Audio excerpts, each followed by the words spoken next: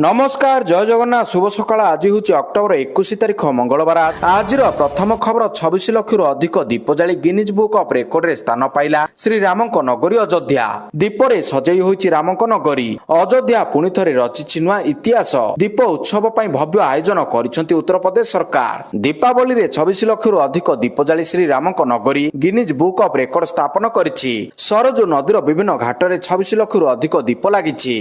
एही कारणरू झलुसुछि अयोध्या नगरी। एथिपाई Guinness book of world record अधिकारी अयोध्या उपस्थित थिले। परवर्ती खबर राज्य में प्रबल वर्षा अलर्ट। आसंता 24 रु 26 तारिख पर्यंत प्रबल वर्षा आशंका रही। भुवनेश्वर आंचलिक पाणीपाग विज्ञान केन्द्र पक्षर सूचना आसंता 12 घंटे लघुचाप सृष्टि 24 घंटा मध्य अवपात परिणत हो। आज आरंभ हो पारे हालुकारू मध्यम धरण वर्षा। दक्षिण ओडिशा समेत उपकूल ओडिशा रे वर्षा संभावना रही। 30 रु 40 किलोमीटर बेगरे पवन हेबार आशंका अछि। तेबे बात्या को नहीं भयभीत हेबार कौनसी आशंका नहीं। परवर्ती खबर दीपावली शुभेच्छा जणाइले राष्ट्रपति प्रधानमंत्री नरेंद्र मोदी सोमवार देशवासी को दीपावली शुभेच्छा जणाइछंती। से सोशल मीडिया प्लेटफॉर्म इंस्टाग्राम रे पोस्ट करिछंती, मोर समस्त देशवासी को दीपावली हार्दिक शुभेच्छा। आलोकर ई पवित्र पर्व समस्त जीवन को सुख समृद्धि एवं सद्भावना रे आलोकित करू। राष्ट्रपति द्रौपदी मुर्मू मध्य तांको देशवासी को दीपावली शुभेच्छा जणाइछंती। सेहीपरि मुख्यमंत्री मोहन चरण माझी मध्य दीपावली शुभेच्छा जणाइछंती। सुरक्षित और सबुज दीपावली पालन करबा पई से निवेदन करिछंती। एहा सह से कहिछंती ज्ञानर आलोक मनुष्य को अज्ञानर अंधकार रक्षा करे। प्रदूषण मुक्त और सबुज दीपावली पालन करबा पई मुख्यमंत्री आह्वान देइथिले। परवर्ती खबर नामांकन पत्र दाखल कले स्नेहांगिनी। नुआपड़ा उपनिर्वाचन पई बीजेडी प्रार्थी स्नेहांगिनी छुरिया नामांकन पत्र दाखल करिछंती।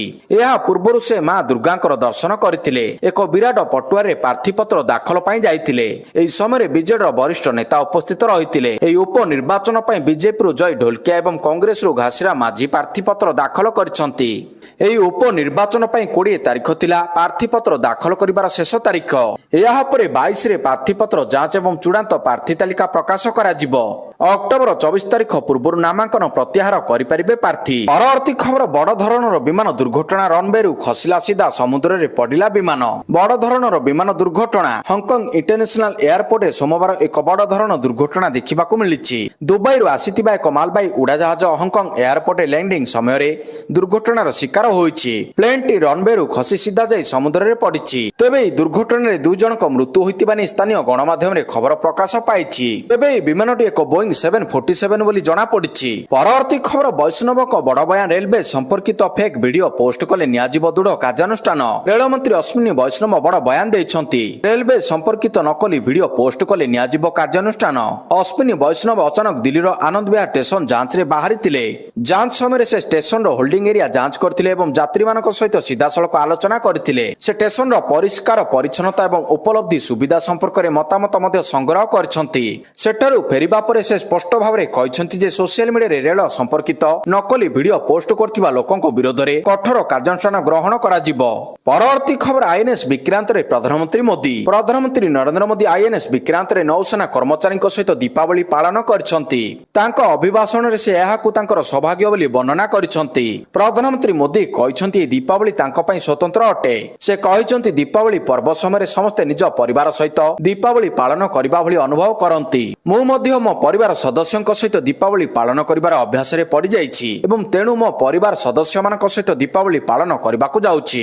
एहा सहित मोदी नक्सल मुक्त भारत करिबार मध्य शपथ नेइछंती। परवर्ती खबर दीपावली रे डेराडून वायु प्रदूषण को ड्रोन द्वारा करागला नियंत्रण। उत्तराखंड रे वायु गुणवत्ता क्रमागत भाव रे खराब हेउछि। राज्यर अनेक शहर रे वायु गुणवत्ता सूचकांक AQI मध्यम वर्ग रे पहुंचिछि। वर्धित प्रदूषण को नियंत्रण करिबा पई प्रदूषण नियंत्रण बोर्ड PCB एक नूतन पदक्षेप नै ड्रोन व्यवहार करी पानी सिंचन अभियान आरंभ करिछि।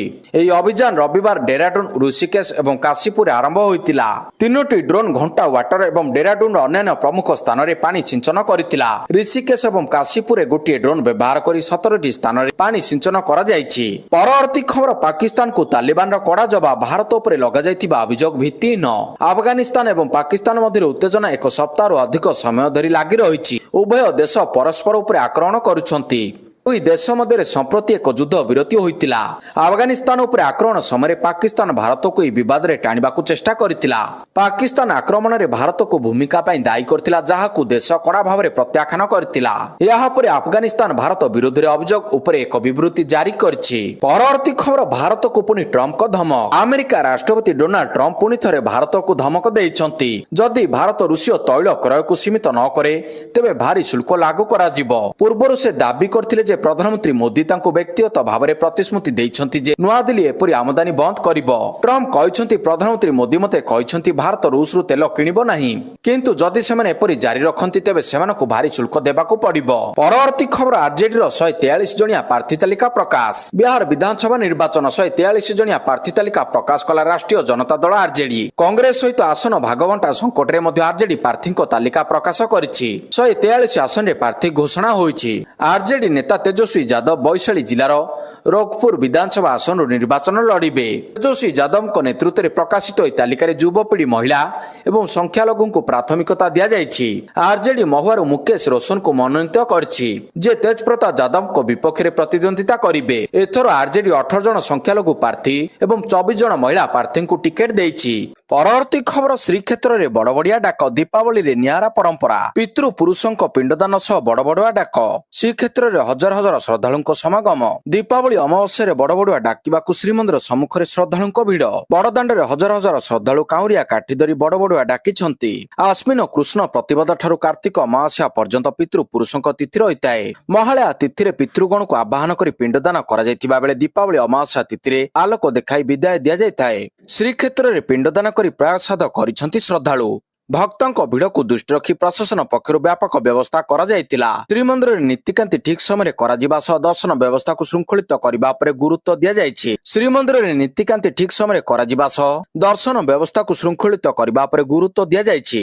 ପରବର୍ତ୍ତୀ ଖବର, ଭାରତ ବିରୋଧରେ ବିଶ୍ୱ ବାଣିଜ୍ୟ ସଂଗଠନ ନିକଟରେ ଅଭିଯୋଗ କଲା ଚାଇନା। ଚାଇନା ଭାରତ ଇଲେକ୍ଟ୍ରିକ୍ ଯାନ, ଇଭି ଓ ବ୍ୟାଟେରୀ ପାଇଁ ଦିଆଯାଉଥିବା ସବସିଡି ବିରୋଧରେ ବିଶ୍ୱ ବାଣିଜ୍ୟ ସଂଗଠନ WTOରେ ଅଭିଯୋଗ କରିଛି।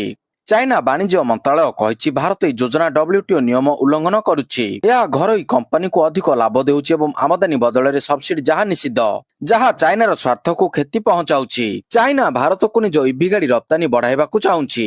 ଲଦାଖ ସୀମା ବିବାଦ ପରେ ଦୁଇ ଦେଶ ସମ୍ପର୍କ ସୁଧାରୁଛନ୍ତି। ଭାରତର ବଡ଼ ଅଟୋ ବଜାରକୁ ଚୀନ କମ୍ପାନୀ ଲକ୍ଷ୍ୟ କରିଛନ୍ତି। ଚାଇନାରେ ଇଭି ଅଧିକ ଉତ୍ପାଦନ ହେଉଛି, କିନ୍ତୁ ଦେଶ ଭିତରେ ବିକ୍ରି କମ୍ ରହିଛି। ତେଣୁ ବିଦେଶରେ ଏହାର ବିକ୍ରି ବଢାଇବାକୁ ଚାହୁଁଛି। ପରବର୍ତ୍ତୀ ଖବର, ଫିଲିପାଇନ୍ସରେ ଫେଙ୍ଗସନ ଝଡ଼ ଯୋଗୁଁ ଗଲା 7 ଜୀବନ। ଉତ୍ତର ଏବଂ କେନ୍ଦ୍ରୀୟ ଫିଲିପାଇନ୍ସରେ ଆସିଥିବା ଉଷ୍ଣ କଟିବନ୍ଧୀୟ ଝଡ଼ ଫେଙ୍ଗସନ ଯୋଗୁଁ ଅତି କମରେ 7 ଜଣଙ୍କ ମୃତ୍ୟୁ ହୋଇଛି। ଝଡ଼ ଯୋଗୁଁ 22,000ରୁ ଅଧିକ ଲୋକଙ୍କୁ ବନ୍ୟା ଏବଂ ଭୂସ୍ଖଳନ ପ୍ରବଣ ଅଞ୍ଚଳ ଛାଡ଼ି ସୁରକ୍ଷିତ ସ୍ଥାନକୁ ସ୍ଥାନାନ୍ତରିତ କରିବାକୁ ବାଧ୍ୟ କରାଯାଇଛି। ପାଣିପାଗ ପୂର୍ବାନୁମାନ ସଂସ୍ଥା କହିଛି ଯେ ଫେଙ୍ଗସନ ରବିବାର ବିଳମ୍ବିତ ରାତିରେ ଉତ୍ତର ଫିଲିପାଇନ୍ସର ଲୁଜେନରୁ ଦକ୍ଷିଣ ଚୀନ ସାଗର ଆଡକୁ ଗତି କରିଥିଲା ଏବଂ ଏହି ସମୟ ମଧ୍ୟରେ ଏହି ଅଞ୍ଚଳରେ ଘଣ୍ଟା ପ୍ରତି 65ରୁ 80 କିଲୋମିଟର ବେଗରେ ପ୍ରବଳ ପବନ ବହିଥିଲା। ସରକାରଙ୍କ ବିପର୍ଯ୍ୟୟ ପରିଚାଳନା ସଂସ୍ଥା ଝଡ଼ ଯୋଗୁଁ 7 ଜଣଙ୍କର ମୃତ୍ୟୁ ହୋଇଥିବା ନିଶ୍ଚିତ କରିଛି। ପରବର୍ତ୍ତୀ ଖବର, ବିଷାକ୍ତ ସହର ଅନୁଗୁଳ ଜିଲ୍ଲା। ଦୀପାବଳି ପୂର୍ବରୁ ହିଁ ବିଗିଡ଼ିଲା ଅନୁଗୁଳ ସହରର ବାୟୁର ମାନ। ଅନୁଗୁଳ ପାଲଟିଛି ରାଜ୍ୟର ସବୁଠାରୁ ଅଧିକ ବାୟୁ ପ୍ରଦୂଷିତ ସହର। କେନ୍ଦ୍ର ପ୍ରଦୂଷଣ ନିୟନ୍ତ୍ରଣ ବୋର୍ଡ ପକ୍ଷରୁ ଦିଆଯାଇଥିବା ସୂଚନା ଅନୁସାରେ ଏୟାର କ୍ୱାଲିଟି ଇଣ୍ଡେକ୍ସରେ 229/21 ରାଜ୍ୟର ଏକମାତ୍ର ସହର ଭାବରେ ଅନୁଗୁଳର ବାୟୁର ମାନ ଖରାପ ସ୍ତରରେ ରହିଛି। ସେହିପରି ଭୁବନେଶ୍ୱରରେ ମଧ୍ୟ ଶନିବାର ସନ୍ଧ୍ୟା 6ଟାରେ 136, 17 ତାରିଖରେ 162, 16 ତାରିଖରେ 154ରେ ରହିଥିଲା। ପରବର୍ତ୍ତୀ ଖବର, ଭିନ୍ନ ଅନ୍ଦାଜରେ ଦୀପାବଳି ପାଳିଲେ ରାହୁଲ ଗାନ୍ଧୀ। ଦିଲ୍ଲୀର ସବୁଠାରୁ ପୁରୁଣା ଦୋକାନରେ ତିଆରି କଲେ ବେସନ ଲଡୁ। କଂଗ୍ରେସ ନେତା ରାହୁଲ ଗାନ୍ଧୀ ଏକ ଭିନ୍ନ ଉପାୟରେ ଦୀପାବଳି ପାଳନ କରିଛନ୍ତି। ଏହି ବର୍ଷ ରାହୁଲ ଗାନ୍ଧୀ ଦୀପାବଳି ପାଇଁ ପୁରୁଣା ଦିଲ୍ଲୀ ଗସ୍ତ କରିଛନ୍ତି। ସେଠାରେ ପ୍ରସିଦ୍ଧ ଏବଂ ଐତିହାସିକ ଘେଣ୍ଡୁଆଲା ମିଠା ଦୋକାନରେ ନିଜ ହାତରେ ରାହୁଲ ବେସନ ଲଡୁ ଏବଂ ଇମିର୍ତ ତିଆରି କରିଥିଲେ। କଂଗ୍ରେସ ନେତା ତାଙ୍କ ସୋସିଆଲ ମିଡିଆ ପ୍ଲାଟଫର୍ମରେ ଏକ ପୋଷ୍ଟ ମାଧ୍ୟମରେ ଏହି ସୂଚନା ସେୟାର କରିଛନ୍ତି।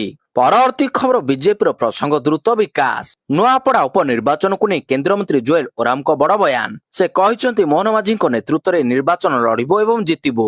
ଆଦିବାସୀ ଭୋଟ ଭାରତୀୟ ଜନତା ପାର୍ଟି ସପକ୍ଷରେ ଯିବ।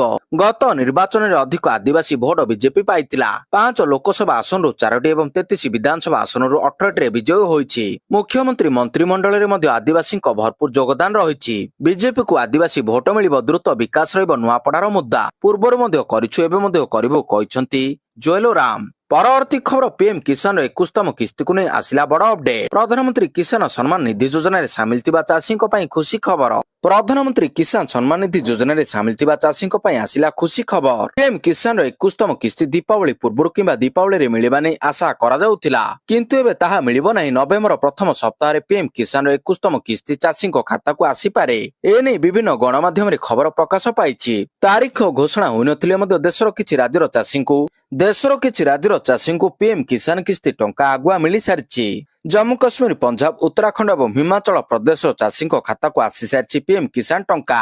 ତେବେ ଦେଶର ଅନ୍ୟ ସମସ୍ତ ରାଜ୍ୟର ଚାଷୀଙ୍କୁ ନଭେମ୍ବର ପ୍ରଥମ ସପ୍ତାହରେ ଟଙ୍କା ପଠାଇ ପାରନ୍ତି କେନ୍ଦ୍ରର ନରେନ୍ଦ୍ର ମୋଦି ସରକାର। ପରବର୍ତ୍ତୀ ଖବର, ନୂଆପଡ଼ା ଉପନିର୍ବାଚନ ନାମାଙ୍କନ ପତ୍ର ଦାଖଲ କଲେ 19 ଜଣ। ନୂଆପଡ଼ା ବିଧାନସଭା ଉପନିର୍ବାଚନ ପାଇଁ ନାମାଙ୍କନ ପତ୍ର ଦାଖଲର ଶେଷ ଦିନ ଥିଲା। ସମୁଦାୟ 19 ଜଣ ପ୍ରାର୍ଥୀ ନାମାଙ୍କନ ପତ୍ର ଦାଖଲ କରିଛନ୍ତି। ପ୍ରମୁଖ ରାଜନୈତିକ ଦଳର ପ୍ରାର୍ଥୀ ଭାବରେ ବିଜେଡିର ସ୍ନେହାଗିନୀ ଛୁରିଆ, ବିଜେପିର ଜୟ ଢୋଲକିଆ, କଂଗ୍ରେସର ଘାସିରା ମାଝୀ, ସମାଜବାଦୀ ପାର୍ଟିର ରମାକାନ୍ତ ହାତୀ, ବହୁଜନ ମୁକ୍ତି ପାର୍ଟିର ହେମନ୍ତ ତାଣ୍ଡି, ବହୁଜନ ସମାଜ ପାର୍ଟିର ରାଜାରାମ ସାହୁ, ଓଡ଼ିଶା ଜନତା ଦଳର ସୁକୋଦର ଦଣ୍ଡସେନା, ରାଷ୍ଟ୍ରୀୟ ପରିବର୍ତ୍ତନ ଦଳର ସୀତାରାମ ବେହେରା ନାମାଙ୍କନ ପତ୍ର ଦାଖଲ କରିଛନ୍ତି। ଏମାନଙ୍କ ସହିତ 11 ଜଣ ସ୍ୱାଧୀନ ପ୍ରାର୍ଥୀ ନାମାଙ୍କନ ପତ୍ର ଦାଖଲ କରିଛନ୍ତି। ପରବର୍ତ୍ତୀ ଖବର, ଦୀପାବଳିରେ ବଲିଉଡର ଦୁଃଖ, ଆଖି ବୁଜିଲେ ଅଭିନେତା ଗୋବର୍ଦ୍ଧନ ଅସରାନୀ। 84 ବର୍ଷରେ ଆଖି ବୁଜିଲେ ବଲିଉଡର ପ୍ରଖ୍ୟାତ ହାସ୍ୟ ଅଭିନେତା ଗୋବର୍ଦ୍ଧନ ଅସରାନୀ। ସୋମବାର ଅପରାହ୍ନରେ ଏହି ଲୋକପ୍ରିୟ ଅଭିନେତା ଜଣଙ୍କର ଦେହାନ୍ତ ହୋଇଥିବା ଜଣାପଡ଼ିଛି। ଦୀର୍ଘ ଦିନ ହେବ ଅସୁସ୍ଥତା କାରଣରୁ ମେଡିକାଲରେ ଚିକିତ୍ସିତ ହୋଇ ଆସୁଥିବା ବେଳେ ତାଙ୍କର ମୃତ୍ୟୁ ହୋଇଛି। ଶୋଲେ ଚଳଚ୍ଚିତ୍ରରେ ଜେଲର ଭୂମିକାରେ ଖ୍ୟାତି ଅର୍ଜନ କରିଥିବା ହାସ୍ୟ ଅଭିନେତା 350ରୁ ଉର୍ଦ୍ଧ୍ୱ ଚଳଚ୍ଚିତ୍ରରେ ଅଭିନୟ କରିଛନ୍ତି। ନିଜ ଅଭିନୟର ଯାଦୁ ମାଧ୍ୟମରେ ଦର୍ଶକମାନଙ୍କୁ ବାନ୍ଧି ରଖିବାରେ ସକ୍ଷମ ଏହି ହାସ୍ୟ ଅଭିନେତା। ତାଙ୍କ ଅବର୍ତ୍ତମାନରେ ସାରା ବଲିଉଡ ଜଗତରେ ଶୋକର ଛାୟା ଖେଳିଯାଇଛି। ପରବର୍ତ୍ତୀ ଖବର, ଜନ୍ମମାଟି କେନ୍ଦୁଝର ଜିଲ୍ଲା ଗସ୍ତ କରିଛନ୍ତି ମୁଖ୍ୟମନ୍ତ୍ରୀ ମୋହନ ଚରଣ ମାଝୀ। 3 ଦିନ ଧରି ଅର୍ଥାତ୍ ବୁଧବାର ପର୍ଯ୍ୟନ୍ତ ମୁଖ୍ୟମନ୍ତ୍ରୀ କେନ୍ଦୁଝରରେ ରହିବେ। ରାଇକଳା ସ୍ଥିତ ଅସ୍ଥାୟୀ ହେଲିପ୍ୟାଡରେ ଅବତରଣ କରି ସେଠାରୁ ସଡ଼କ ପଥରେ ନିଜ ଗାଁ ରାଇକଳା ଗସ୍ତ କରିଛନ୍ତି। ଏହା ମୁଖ୍ୟମନ୍ତ୍ରୀଙ୍କ ବ୍ୟକ୍ତିଗତ ଗସ୍ତ। ତେବେ ମୁଖ୍ୟମନ୍ତ୍ରୀଙ୍କ ଗସ୍ତକୁ ନେଇ କେନ୍ଦୁଝରରେ ସୁରକ୍ଷା ବ୍ୟବସ୍ଥା କଡ଼ାକଡ଼ି କରାଯାଇଛି। ଦୀପାବଳି ଅବସରରେ ନିଜ ଗାଁ ରାଇକଳାକୁ ଗସ୍ତ କରିଛନ୍ତି ମୁଖ୍ୟମନ୍ତ୍ରୀ ମୋହନ ଚରଣ ମାଝୀ। ଏଥିସହ ଗାଁରେ ନିଜ ପରିବାର ସହ ଦୀପାବଳି ପାଳନ କରିଛନ୍ତି ମୁଖ୍ୟମନ୍ତ୍ରୀ। ପରବର୍ତ୍ତୀ ଖବର, ଟିମ୍ ଇଣ୍ଡିଆ ପାଇଁ ଖେଳୁଥିବା ପ୍ରଥମ କାଶ୍ମୀର ଖେଳାଳି କ୍ୟାରିୟରରୁ ନେଲେ ବିଦାୟ। ଭାରତୀୟ କ୍ରିକେଟ ଟିମ୍ ପାଇଁ ଖେଳୁଥିବା ପ୍ରଥମ କାଶ୍ମୀର ଖେଳାଳି କ୍ୟାରିୟରକୁ ବିଦାୟ ଦେଇଛନ୍ତି।